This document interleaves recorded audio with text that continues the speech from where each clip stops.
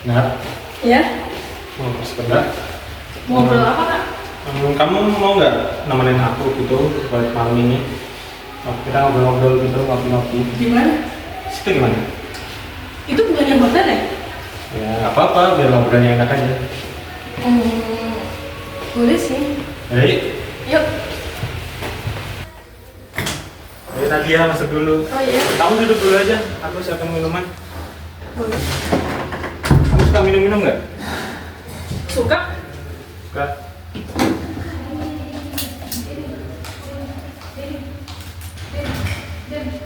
Minum. Buat kamu. Makasih ya. Iya.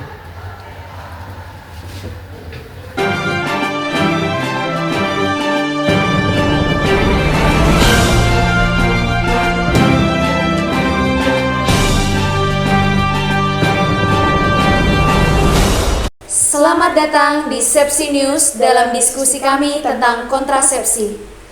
Kontrasepsi menjadi topik penting karena berkaitan dengan kesehatan reproduksi, perencanaan keluarga, serta aspek sosial dan moral. Kasus ini diangkat karena masih banyak pro dan kontra mengenai penggunaannya, baik dari segi medis, agama, maupun etika. Dengan meningkatnya angka kehamilan yang tidak direncanakan dan risiko kesehatan ibu, penting bagi kita untuk memahami lebih dalam mengenai kontrasepsi dan dampaknya di masyarakat. Namun, meskipun manfaat kontrasepsi begitu besar, tidak semua masyarakat menerima penggunaannya dengan mudah. Ada yang masih beranggapan bahwa kontrasepsi bertentangan dengan nilai-nilai budaya dan agama tertentu. Di beberapa negara, akses terhadap kontrasepsi masih terbatas, baik karena regulasi pemerintah atau maupun stigma sosial. Saat ini, kontrasepsi bukan lagi sesuatu ilegal atau sulit didapatkan. Berkat kemajuan teknologi medis dan dukungan dari berbagai organisasi kesehatan global seperti WHO dan UNFPA, kontrasepsi telah menjadi bagian dari layanan kesehatan yang tersedia di berbagai fasilitas, mulai dari puskesmas, rumah sakit, hingga apotek. Selain itu, pemerintah di banyak negara telah menyediakan program keluarga berencana yang memungkinkan masyarakat mendapatkan kontrasepsi secara gratis atau dengan biaya terjangkau. Selanjutnya, ada berita terkini tentang kontrasepsi yang akan dijelaskan oleh presenter Maria. Sebagai contoh, di beberapa negara dengan angka kehamilan remaja yang tinggi, program edukasi kontrasepsi berhasil menurunkan angka kehamilan yang tidak diinginkan. Sebaliknya, di beberapa komunitas yang menolak kontrasepsi, kasus kehamilan tidak terencana dan aborsi ilegal masih tinggi. Hal ini menunjukkan bahwa keputusan terhadap kontrasepsi bukan hanya masalah individu, tetapi juga terkait dengan kebijakan dan budaya masyarakat. Saat ini saya sedang berada di lapas untuk mewawancarai salah satu pelaku.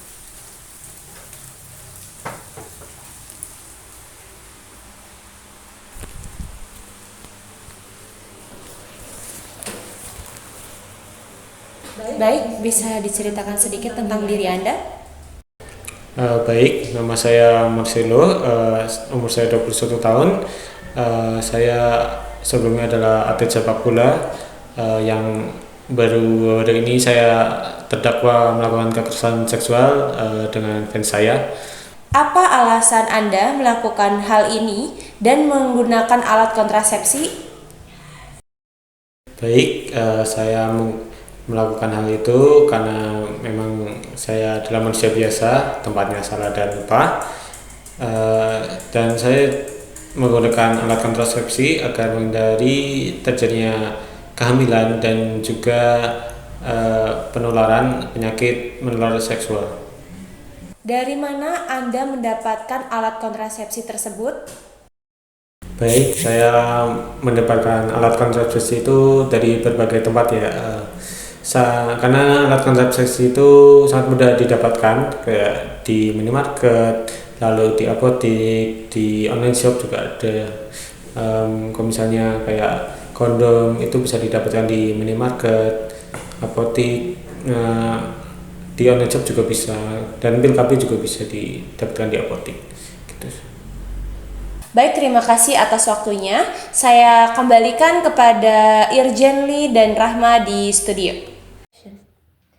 Baik, terima kasih presenter Maria.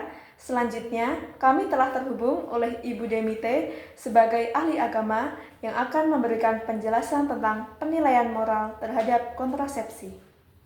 Penilaian moral terhadap kontrasepsi menurut pandangan Ibu Demi seperti apa? Baik, menurut saya kontrasepsi memiliki berbagai pandangan moral dari sudut pandang medis dan hak individu.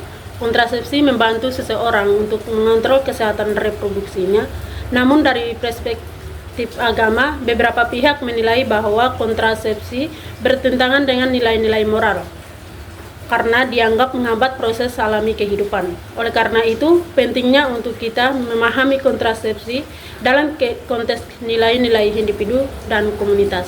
Baik, Ibu Demi, terima kasih penjelasannya. Sama-sama. Baik, terima kasih Ibu Demi. Selanjutnya kami telah terhubung dengan Ibu Nadia sebagai ahli kesehatan yang akan memberikan penilaian terkait kontrasepsi.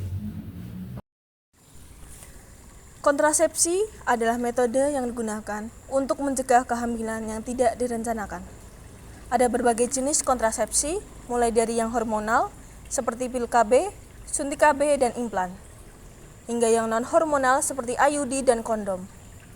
Pilihan kontrasepsi harus disesuaikan dengan kondisi kesehatan dan preferensi masing-masing individu. Namun, seringkali kita menemukan kesalahan dalam penggunaannya, seperti pil KB yang tidak teratur, suntikan yang terlambat, atau penggunaan kondom yang tidak tepat. Kesalahan ini bisa menurunkan efektivitas kontrasepsi dan menyebabkan kehamilan yang tidak diinginkan.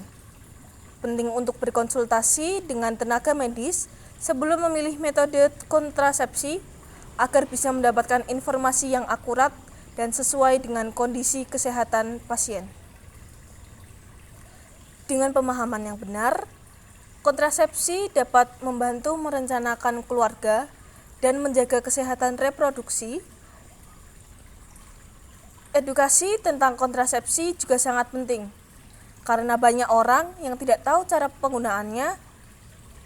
Oleh karena itu, penting bagi masyarakat untuk mendapatkan informasi yang tepat dan berkonsultasi dengan tenaga medis untuk memilih metode yang benar. Baik, terima kasih kepada Ibu Nadia. Selanjutnya kami telah terhubung dengan William, selaku mahasiswa yang memberikan pendapat tentang deskripsi kontrasepsi. Selamat sore Mas, boleh minta waktunya sebentar untuk saya wawancarai? Selamat sore Mbak, silakan. Mas, sebelumnya boleh perkenalkan diri terlebih dahulu? Nama saya William, saya adalah mahasiswa di Stikes Terapi Jakarta. Oke, baik Mas. Menurut Mas, bagaimana apa alat kontrasepsi ini? Alat kontrasepsi ini adalah alat atau metode yang digunakan untuk mencegah kehamilan saat seks dan juga untuk mencegah penyakit seks menular. Oke, baik. Di mana alat kontrasepsi ini digunakan?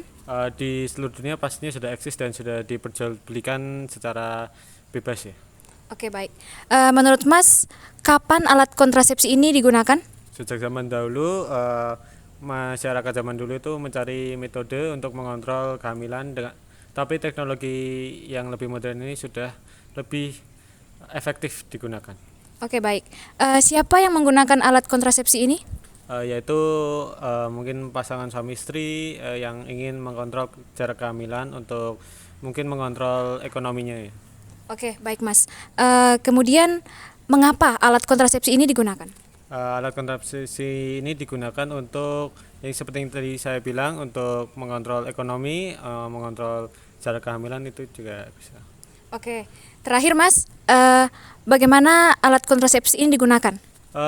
Banyak cara sih, ada pil KB, ada kondom yang digunakan secara berbeda-beda ya Mbak. Oke, terima kasih Mas.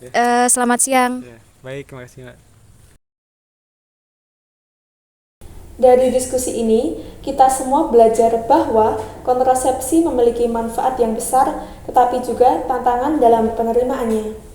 Setiap individu dan komunitas memiliki hak untuk menentukan pilihan mereka berdasarkan informasi yang benar dan nilai yang mereka anut. Sebagai mahasiswa dan generasi muda, kita memiliki peran penting dalam menyebarkan edukasi kesehatan reproduksi yang benar. Kita perlu berpikir kritis, menghargai perbedaan pandangan, serta mendukung kebijakan yang bertujuan untuk meningkatkan kesehatan masyarakat.